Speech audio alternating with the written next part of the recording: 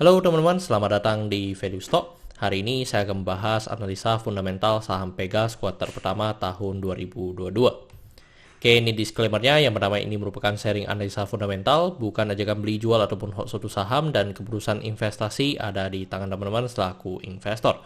Yang ketiga, dari analisa fundamental ini bisa dijadikan referensi untuk analisa saham-saham yang teman-teman miliki.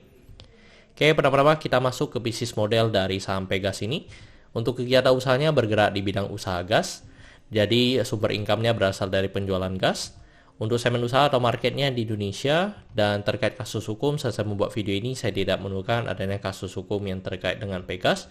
Untuk kepemilikan saham dimiliki oleh Pertamina sebesar 56,96%, masyarakat sebesar 43,04%, dan negara memiliki 0,00%. Dan kita lihat dari segi pendapatannya, untuk secara 2022 kuartal pertama ini mengalami kenaikan ya sebesar 12,1%, dan diasumsikan kuartal keempatnya memiliki kinerja sama dengan kuartal pertama, maka sampai akhir tahun akan mengalami kenaikan sebesar 10,9% dibanding tahun sebelumnya. Dan dari segi net profitnya juga mengalami kenaikan, dan kenaikannya cukup signifikan ya, sekitar 89,5%. Dan ini kalau kita setahunkan, maka di akhir tahun akan mengalami kenaikan sebesar 58,1%. Terus dari segi asetnya mengalami penurunan, dan penurunannya sebesar 3,3%. Dan penurunan aset ini kalau saya lihat itu disebabkan juga dari penurunan hutangnya, yang dimana hutangnya mengalami penurunan sebesar 13,6%. Yang di sini saya lihat cukup bagus ya untuk dari saham Pegas ini, yang dimana mereka mengurangi asetnya untuk membayar hutangnya terlebih dahulu. Terus untuk dari segi modalnya mengalami kenaikan, dan kenaikannya sebesar 12%. Oke teman-teman, ini merupakan summary laporan keuangannya dari 2017 sampai 2022. Di sini saya akan banyak membahas tentang rasio keuangannya. Yang pertama adalah NPM atau Net Profit Margin. Untuk Net Profit Margin kalau kita lihat setelah 5 tahun terakhir ya, ini 2022 ini merupakan Net Profit Margin yang sangat tinggi, yaitu di angka 14%. Tembus 2 digit ya teman-teman. Terus untuk dari segi EPS di 281, dan membuat PR-nya di 6,29 kali. Padahal dari segi harga sudah mengalami kenaikan lumayan, tetapi dari segi PR mengalami penurunan karena dari EPS-nya yang mengalami kenaikan cukup lumayan teman-teman. Terus untuk dari segi book value sekarang di 2034, dan membuat PBV-nya di 0,87 kali. Jadi untuk dari segi PBV itu masih di bawah 1 ya teman-teman. Terus untuk dari segi DR-nya yang dari 1,28 menjadi 1,15. Yang ini saya juga melihat ini cukup bagus, yang dimana hutangnya juga mengalami penurunan, dan jadinya bisa mendapatkan income yang lebih bagus ya teman-teman.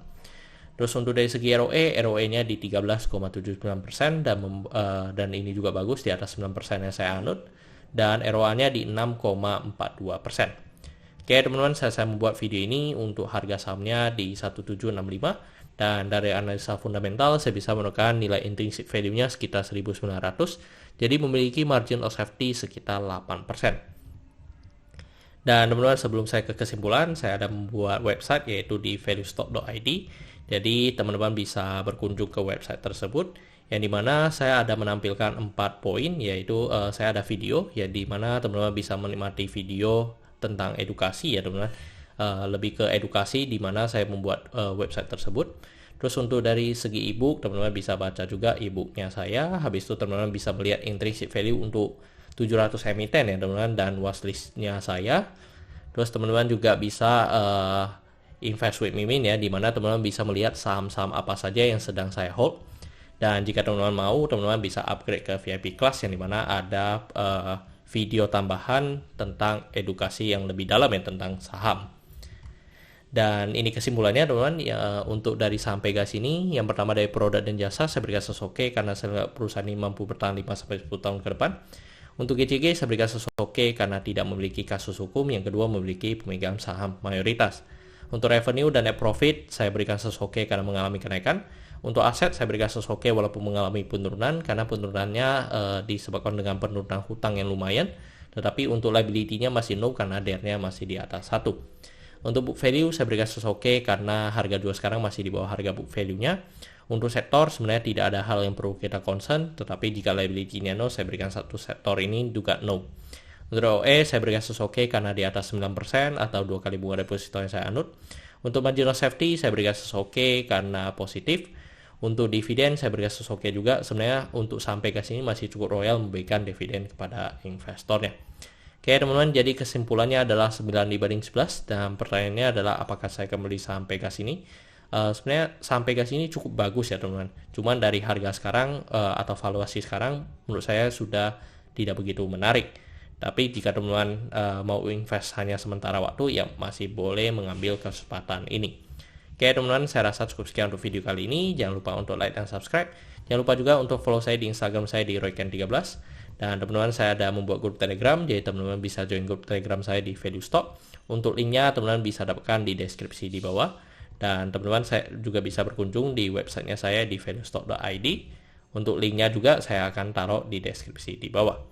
Dan jika teman-teman ada kode saham yang ingin saya buatkan analisa seperti ini, silahkan tinggalkan di kolom komentar untuk kode sahamnya. Oke teman-teman, see you in the next video. Bye-bye.